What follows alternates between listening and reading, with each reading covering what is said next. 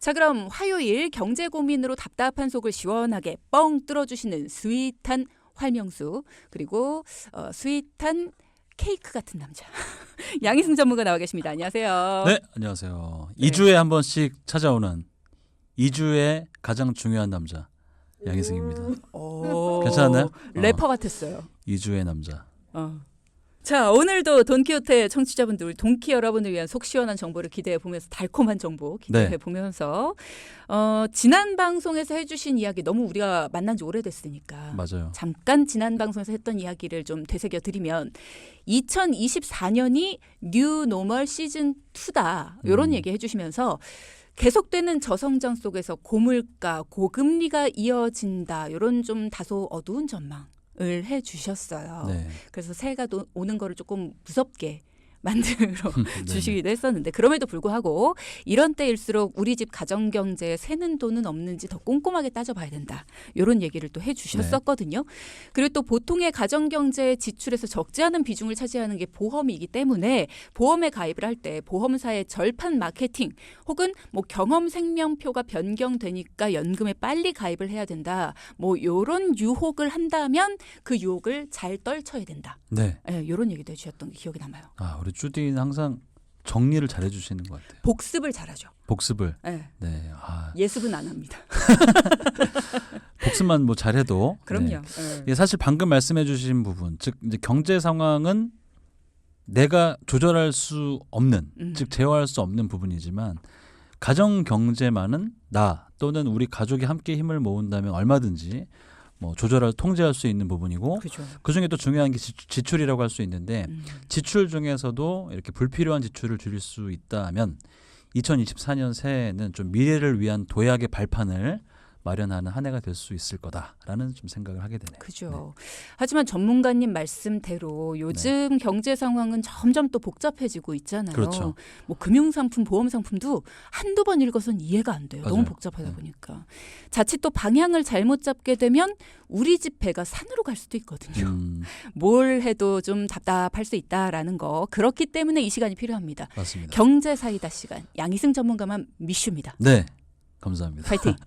믿음을 주시는 만큼 네. 이제 올해를 본격적으로 시작하기 전에 제가 뭐 늘 강조하는 바이지만 이 보험 상품 가입을 고려하시는 중이거나 또는 가입하고 계신 이미 그런 보험들에 대한 중간 평가를 통해서 뭔가 좀 조정을 하고 싶을 때 우선 반드시 기준을 세우셔야 되고요. 그 기준에 내가 가입한 또는 앞으로 가입할 상품이 적합한지 여부를 좀 판단하시는 게 좋은데요.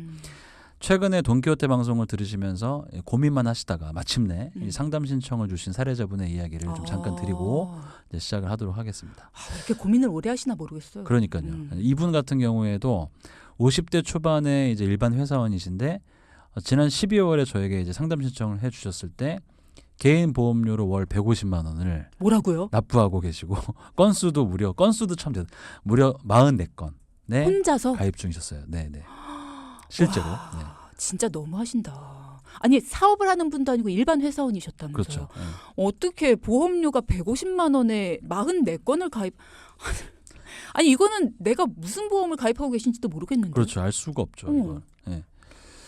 제가 이제 보니까 한 달에 44건의 보험료를 계산을 해보면은 보통 이제 한 달 중에서 뭐 은행이나 보험사의 영업일 기준으로 한 20일 정도 보통 이제 일을 하게 되잖아요. 보험회사나 은행이. 근데 일평균으로 계산해 보니까 이분의 경우에는 하루에 이제 2.2건, 2건이 넘는 보험의 보험료를 납부하고 계시고 매일 동시에 이 보험료도 합쳐 보니까 하루에 평균 7만 5천 원의 보험료를 지출하고 계신 셈이죠. 이분 인간관계가 되게 폭넓으신가 보다. 지인이 되게 많은. 네. 하여튼 뭐 이미 이제 양희승 전문가가 잘 정리를 해주셨겠거니라는 생각으로 저는 이제 웃으면서 그렇죠. 얘기를 네. 합니다만, 좋은 결과를 기대하면서 어쨌든 그동안 너무 많은 돈을 낭비하셨겠다라는 생각에 좀 속이 상하기도 합니다. 네. 일평균으로 말씀을 해주시니까 더 와닿는 것 같은데, 우리가 보통 새해가 되면 왜 그런 각오들 많이 하잖아요. 내가 커피값이라도 아껴서 일주일에 얼마라도 저축을 하자. 뭐 아니면 내가 금연을 해서 담배값이라도 저축하자. 네, 뭐 이런 조그만한 저축 계획이라도 세운단 말이죠. 그렇죠. 근데 하루에 7만 5천 원씩의 보험료를 납부를 하고 계셨단 말이에요. 방금 계산해 주신 거에 따르면. 네. 근데 보험료는 보통은 소멸되는 비용이잖아요. 맞습니다. 거의 너무 아까워. 예, 그렇다고 봐야 되겠죠. 이제 가입하신 내역을 보니까 보통 건당 이제 3만 원에서 4만 원 정도의 비교적 소액건으로 한 건 한 건 이렇게 추가를 하시다 보니까 네. 지금은 이제 그런 보험료들이 쌓여서 눈덩이 같이 아이고. 커지게 되신 상황이고요. 네, 주디 말씀하신 것처럼 이제 보험료도 대부분 갱신형 상품이거나 또는 이제 무해지 환급형 상품이었기 때문에 납입 중이신 보험 상품 대부분 이제 순수 보장성 상품이어서 필요할 때 보장을 받을 수 있는 그런 상품이긴 하지만 중도 해지를 하거나 또는 만기 시에는 대부분의 보험료가 소멸되는 비용이라고 할 수 있는 것이죠. 그렇죠. 네. 소멸이 되니까 보험이죠. 이게 쌓이면 저축이겠죠. 그렇죠. 네. 네. 보통 전문가님들이 하시는 말씀이 적정 보험료는 자신의 소득 대비해서 10% 내외라는 말씀하시고 그래서 가성비를 잘 생각해야 된다. 이런 말씀도 하시잖아요. 네. 이분 그래서 어떡하죠? 일단 이렇게 건수가 많다 보니까 소비자 입장에서도 본인이 가입하신 보험이 뭔지 본인이 가입하셨음에도 불구하고 모르죠. 그리고 또 뭐부터 정리해야 될지 엄두가 전혀 나지 않는 그런 그러니까. 상황이었는데 그래서 제가 이제 12월부터 최근까지 거의 2달에 걸쳐서 이렇게 상담을 진행을 했고요. 어떤 질병에 걸린 경우에 이제 단 한 번의 수술이나 처치로 치료가 끝나지 않는 것처럼 이분의 경우에도 총 이제 크게는 2회로 나눠서 1차로는 당장 이분에게 없어도 되는 보험. 오늘 당장 없어져도 예, 이분의 삶이 무너지지 않는 그런 보험들만 한 40만 원 정도가 되셔서 그걸 먼저 좀 정리를 하셨고 네. 이제 2차적으로는 남은 보험들 중에 상대적으로 좀 가성비가 떨어지는 보험들. 뭐 필요는 하지만 좀 가성비가 떨어지는 보험들을 다시 한번 리스트업을 해서 이 보험들의 보장의 합계를 한번 따지는 거예요. 그 다음에 그러면 이 보험들은 좀 버리긴 아깝고 필요한 보장들이긴 한데 그럼 이거를 가성비가 좀 좋은 상품으로 변경이 가능한지도 같이 한번 따져서 최종적으로는 한 90만 원 정도의 보험료를 절감을 시켜드렸습니다. 왜 간혹 가다가 그런 생각하시는 분들이 있어요. 아니 지금까지 낸 게 있는데 아무리 가성비가 좋은 거라고 하더라도 바꾸는 게 더 낭비 아닐까? 이렇게 생각을 하시는데 네. 자 가성비가 좋은 걸로 바꾼다는 얘기는 이겁니다. 그동안 낸 게 아무리 아까워도요. 총납입 보험료로 생각을 해보면 지금까지 낸 걸 버려도 앞으로 남은 보험료로 따졌을 때 돈이 절약되는 거예요. 그렇죠. 네, 그리고 보장은 더 좋고요. 그게 가성비가 좋은 보험으로 바꾼다라는 표현입니다. 자, 150만 원의 보험료를 납입하시던 분이었는데 세 가지 주제로 전문가님이 분류를 해주셨어요. 꼭 유지해야 되는 보험, 그리고 꼭 정리해야 되는 보험, 그리고 가성비가 떨어지는 보험. 그러니까 내가 가입한 보험을 여러분도 이렇게 분리를 한번 해보시면 뭔가 좀 이렇게 안개가 뿌옇게 껴져 있던 그런 막막했던 내 보험의 방향이 보일 수도 있겠다라는 생각이 들어요. 지금 팁을 주신 거거든요. 방송 들으시는 우리 동키분들도 새해에 여러 가지 계획들 많이들 세우셨잖아요. 그중에서도 내 통장에서 매월 많게는 수십만 원, 또 이분처럼 100만 원 이상씩 뭔가 나가고 있는 보험료가 있다라고 하신다면 전문가님이 방금 알려주신 기준대로 분리를 한번 해보시고요. 아, 나는 못하겠는데 너무 어려운데 하시는 분들은 돈키호테 전문가에게 도움 요청하시기 바랍니다. 저희가 무료로 전문가가 도와드릴 수 있도록 연결해 드릴게요. 네, 꼭 전문가의 도움을 받으시길 바라고요. 이분의 경우 이렇게 보험료를 거의 100만 원 가까이 절감을 하시면서 가게의 좀 숨통도 이제 트이시게 됐고 그죠. 무엇보다 새해 드디어 이제 오랜 기간 묵은 때를 벗긴 것 같다면서 목욕탕 다녀오셨네. 네, 정말 이게 정리는 해야 되겠다 했는데 네. 진짜 본인이 스스로 하실 수 없었던 그런 거였었기 때문에 만족하셨던 모습이 저도 좀 보람이 있었고 오늘 방송 앞부분에서 이제 점점 이 금융상품이나 보험상품이 다양해지고 복잡해지기 때문에 네. 반드시 기준을 세우고 그 기준에 따라서 이제 보험을 관리하는 것이 중요하다 말씀을 드렸었는데요. 네. 사실 이제 보험을 가입할 때 기준도 중요하지만 결국은 보험은 필요할 때 보장을 받기 위해서 가입을 하는 상품이잖아요. 그럼요. 네, 그래서 오늘은 보장과 관련해서 주요 보험들의 보험금 지급 기준에 대한 그런 정보를 좀 드리려고 합니다. 맞습니다. 많이 강조해 주시는 부분 중에 하나죠. 보험의 경우에 가입도 물론 중요합니다만 보험금을 청구했을 때 정확하게 또 보험에 처음 가입했을 때 우리가 알고 있는 우리가 설명 들었을 때 아 이렇게 주겠구나라고 이해했던 것처럼 보험금이 지급돼야 된다. 이 부분 네. 많이 강조해 주시죠. 맞아요. 그러니까 최근 금융감독원 보도자료에서 보니까 주요 민원 사례로 알아보는 소비자 유의사항이라는 이제 자료를 게재를 했는데 보험금 지급과 관련해서 소비자가 꼭 알아야 하는 이제 대표적인 사례들을 좀 소개하고 있거든요. 네. 그 중에서 오늘은 3가지를 제가 소개해드리려고 하는데 첫 번째로 이제 많이들 가입하시는 치아보험 이제 관련한 부분인데요. 방송을 들으시면서 이제 동키분들 중에서도 뭐 치아보험 하나 정도는 갖고 계신 분들이 많이 계실 거고 치아보험 나한테도 필요한가? 이거 하려고 했었는데 또는 이거 가입 중인데 괜찮은 거야? 이렇게 궁금하신 분들이 계실 것 같은데 네. 이제 중요한 부분 중에 하나가 첫 번째로 치아보험에서 이 치아보험을 가입하는 가장 큰 이유는 10명 중에 9분을 제가 상담해 보면 당연히 고액의 치료 그 비용이 들어가는 임플란트 그렇죠. 때문에 가입을 많이 하시거든요. 이게 이제 그 치아보험에서 보철치료 보험금이라고 하는데 이 보철치료 보험금의 경우에는 보험 가입 이후에 발치된 치아에 대해서만 보장을 하고 보험 가입 이전에 발치된 이미 뽑혀져 있는 치아에 대해서는 보장하지 않는다는 내용입니다. 그러니까 그 이후에 심는 게 기준이 아니라 그 이후에 뽑힌 거가 그렇죠. 기준인 그 거예요? 이후에 자연적으로 발치가 된 치아를 임플란트 치료를 할 때 그때 보상이 되는 것이죠. 저도 안 되겠네요, 그럼 이거? 빠져 있는 건 안 되죠. 어머. 이제 약간 뭐 몰랐어. 여담으로 몰랐어. 임플란트를 이제 발치가 가입 이후에 발치가 됐고 임플란트를 했는데 그 임플란트를 다시 한번 해야 되는 그런 것까지 보장하는 경우는 물론 있긴 하지만 어쨌든 가입 이후에 발치된 치아에 대해서만 보장한다는 내용입니다. 이거 치족을 이식만 되겠네. 나 진짜 심각하게 얘기해. 그렇군요. 이 치아보험에 관련된 내용, 치아보험은 제 주변만 봐도 저도 가입이 돼 있고 저희 PD도 가입이 돼 있거든요. 보통 임플란트 같은 보철 치료 비용이 비싸기 때문에 지금 당장에는 내가 필요가 없어라고 생각을 해도 뭔가 내가 치아가 약하다. 그럼 언젠가는 임플란트를 하지 않을까? 그렇죠. 라는 생각에 또 가입을 계속 유지하고 계신 분들도 많아요. 근데 가입 이후에 빠진 치아에 대해서 보장이 된다. 이 내용 꼭 알고 계셔야 되겠습니다. 저처럼 처음 듣는 분들 많으실 것 같거든요. 네. 이제 보통 보철 치료하면은 뭐 크라운, 틀니, 브릿지, 임플란트 이제 이렇게 여러 가지 의미를 하는데 보험 가입 전에 이미 하고 있었던 보철을 또는 이제 수리하거나 대체하는 경우 이제 이런 경우에도 보험금을 받을 수 없다라는 건데요. 또 이제 이런 경우도 간혹 있으실 것 같은데 치아보험 약관에 따르면 치과 의사에 의해서 치과 등 병원에서 영구치 발치 진단을 받고 발치 부위에 보철 치료를 받는 경우에 보험금이 지급되는 것이다라고 이제 정해져 있기 때문인데요. 스스로 발치한 후 뭐 집에서 흔들흔들해요. 그래서 발치를 하고 나서 치과에 방문해서 치과에서 임플란트 치료를 받은 경우에는 이 보철 치료 받기가 어렵다. 아니 이가 흔들려서 자기가 빠진 건데. 안 돼요. 빼면.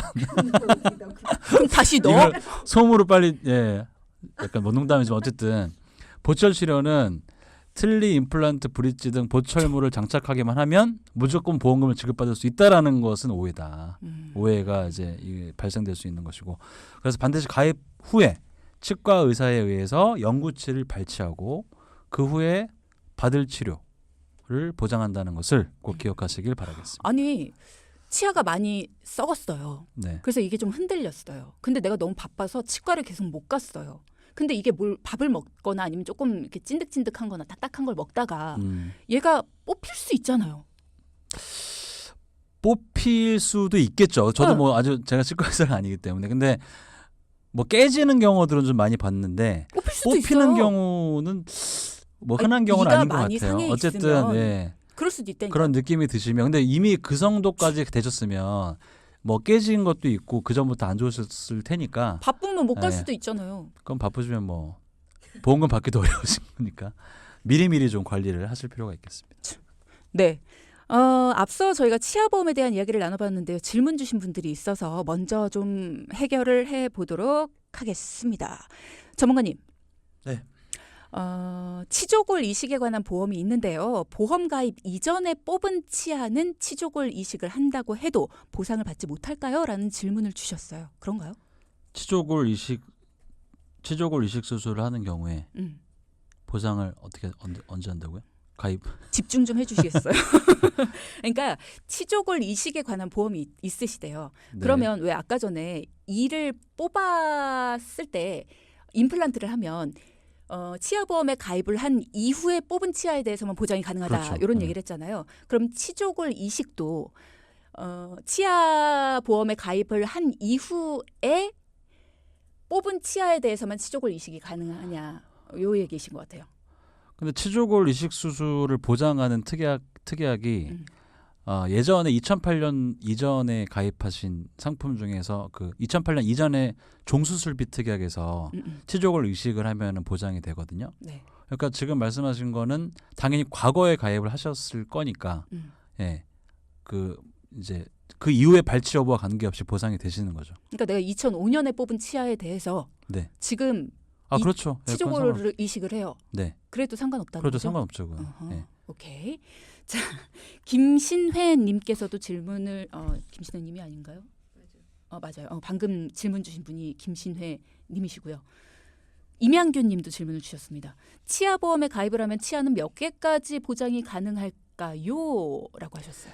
그 요즘 상품들을 보면은 회사별로 약간 차이는 있지만 보통은 3개까지만 보상하느냐, 연간 3개, 혹은 무제한으로 보상하느냐. 임플란트의 경우는? 임플란트에 대해서 예, 그렇게 구분이 되어 있고 이제 치아보험은 뭐 대부분 비슷합니다 회사마다. 그래서 일단 3개월 동안은 보장을 해주지 않고 3개월 이후부터 보장이 돼서 2년 이내에 임플란트 하는 경우에는 가입한 금액의 50%만 지급을 하고 2년 이후부터 이제 가입 금액의 100%, 그러니까 뭐 예를 들어서 100이든 150이든 이렇게 개당 지급을 하는데 여튼 개수는 연간 3개까지 보장하는 형태랑 무제한으로 보장하는 형태로 구분할 수 있습니다. 브릿지나 크라운은요?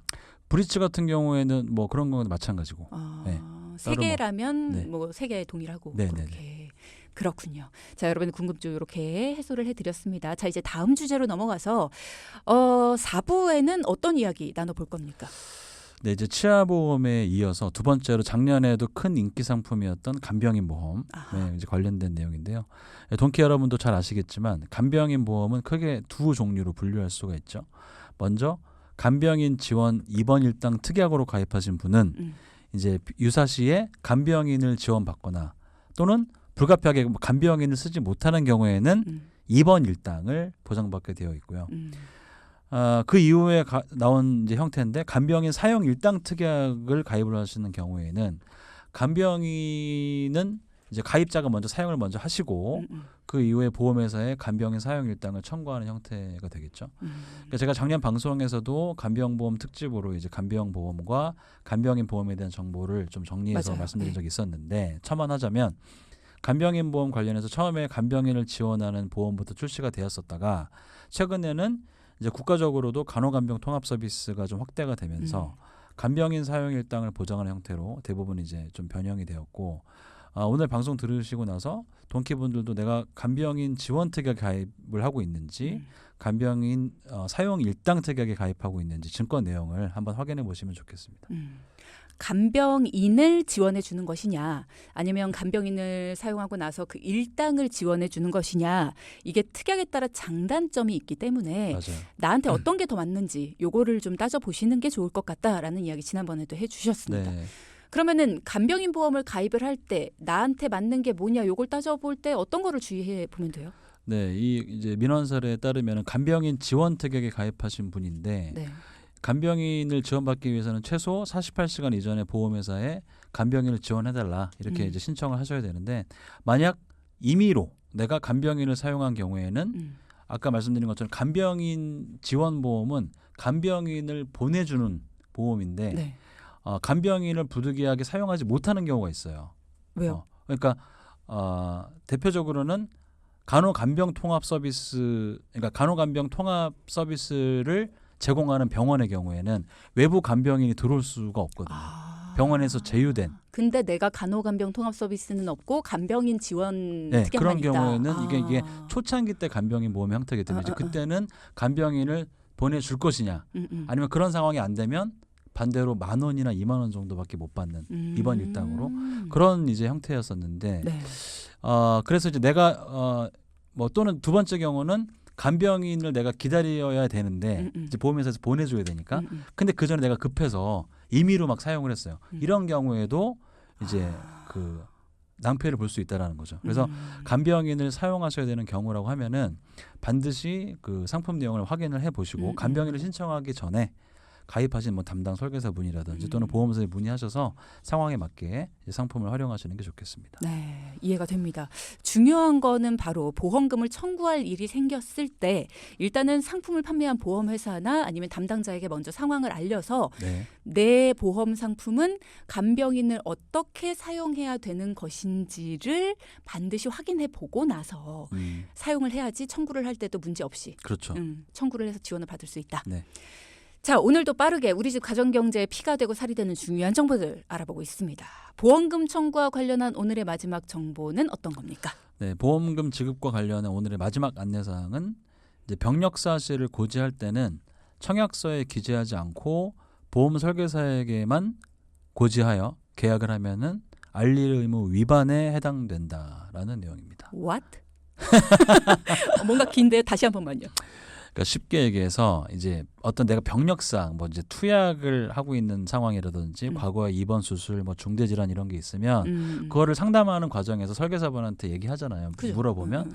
근데 그걸 이제 나는 성실하게 답변했는데 그 내용이 그 해당 상품의 청약서 상에 기재가 돼야 되거든요. 만약에 그게 해당 사항이라고 한다면. 근데 고지는 했는데 거기 기재가 안 돼 있어요.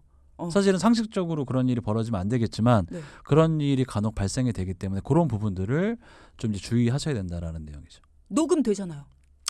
녹음이 안 될 수도 있죠. 그러니까 아니 그게 아니라 뭐 그 전화상으로 하면 녹음이 되는 경우도 있고 만나서 또 하는 경우도 있구나. 그렇죠. 이제 그런 경우들도 있기 때문에 그렇군요. 보험 가입을 할 때 당연히 담당 설계사분과 상담을 하면서 내가 과거에 뭐 이러이러한 치료를 받았다 혹은 뭐 지금 어떤 약을 복용 중이다 이런 사실을 알리는 건 너무나 당연하게 생각을 하잖아요 보통. 네 맞습니다.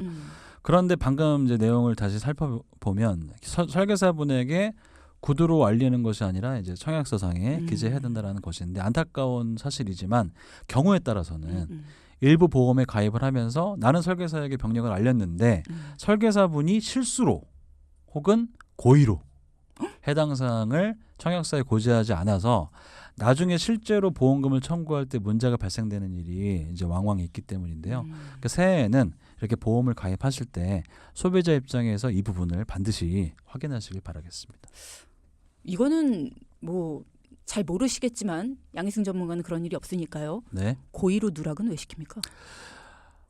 예를 들면 이제 참 여러 가지 상황이 생길 수 있는데 참 이 고지사항에 해당이 되나 안 되나 이렇게 그 자체 그 내용이 애매한 경우도 있고 또는 조금 더 이게 좋은 이 고객 입장에서는 이 상품으로 하면은 좋고 이거를 고지하게 되면 상대적으로 안 좋은 상품에 가입을 할 수밖에 없는데 이제 이제 뭐 대부분의 설계사분들 양심적으로 제대로 하시지만 뭐 3년 동안 청구하지 않으면 된다.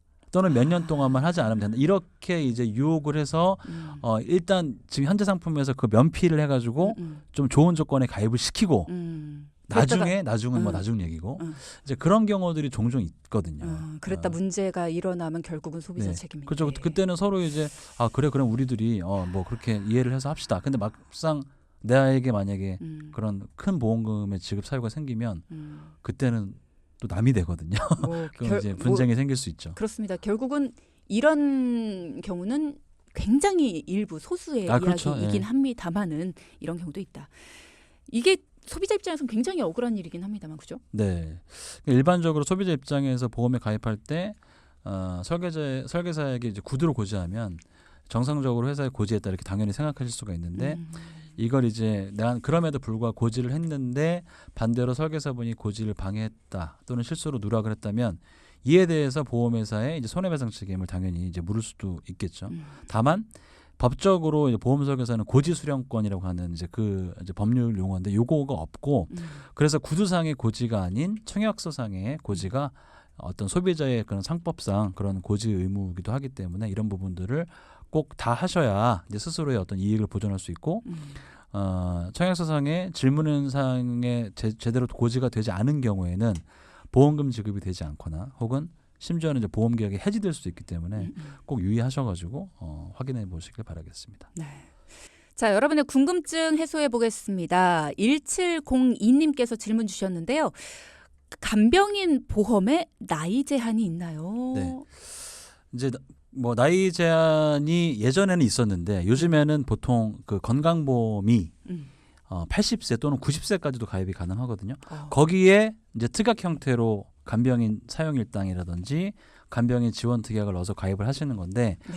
나이가 뭐 80세라고 하셔도 가입이 가능하세요. 다만 나이가 좀 드시면 가입은 가능하지만 그 보장 받을 수 있는 금액이 좀 적을 수는 있다. 예를 들어서 뭐 간병인을 내가 사용하고 하루에 15만 원을 받을 수 있는 이게 일반적인 형태인데 네. 나이가 드시면 한 10만 원까지밖에 못 받는다거나 또는 간호간병 통합 서비스를 이용하는 병원을 갔을 때 일반 좀 젊으신 분들은 뭐 한 7만 원까지 가입이 보장이 가능한데 나이 드신 분들은 뭐 가입이 안 되거나 그거는 또는 적은 금액만 가입이 가능하고 그럴 수는 있다. 그럼 지금 현재 건강 상태에 따라서도 가입 아니 건강 상태에 따라서는 큰 차이는 없어요. 그래요. 네, 나이에 따라서만 한 보통 제가 보면 70세 이후부터 조금 이제 보장받을 수 있는 금액은 좀 줄어들고 다만 가입하시는데 어려움은 없다라는 부분 말씀드리겠습니다. 그렇군요.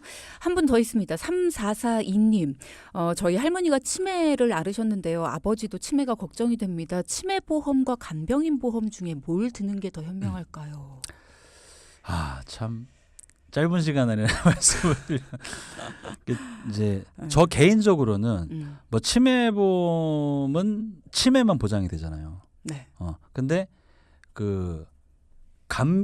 제가 좀 전에 말씀드린 간병인 보험은 또 다른 보험이고 장기 간병 보험 나라에서 장기 요양 등급에 해당이 되면은 거기에 따라서 뭐 월 생활비라든지 또는 이제 그 진단비식으로 지급하는 그런 형태의 보험인데 그거는 치매를 포함한 이제 노인성 질환까지도 보장을 하는 거기 때문에 저 개인적으로는 이제 이런 경우에는 네. 장기 간병 보험을 추천을 드리는데 근데 비용이 아무래도 조금 더 비쌀 수는 있고 뭐 비용을 생각한다라고 하면은 치매 보험만 가입하시는 것도 뭐 나쁘진 않을 수 있겠다. 다만 중요한 것은 경증 치매부터 보장을 받으시는 게 중요하고 그렇죠. 또 이제 경증 치매부터의 생활비도 지급하느냐 안 하느냐 이런 상품이 또 차이가 있기 때문에 그걸 좀 구분하셔서 찾아보시는 게 좋을 그렇죠. 것 같습니다. 여러 가지 뭐 지금 현재 납부하실 수 있는 금액의 정도라든가 아니면은 어느 정도의 보장을 원하시는지 뭐 이런 부분 전체적으로 좀 상담이 필요하시지 않을까라는 생각이 들어요. 도움 필요하시다면 전문가의 도움 요청하시기 바랍니다.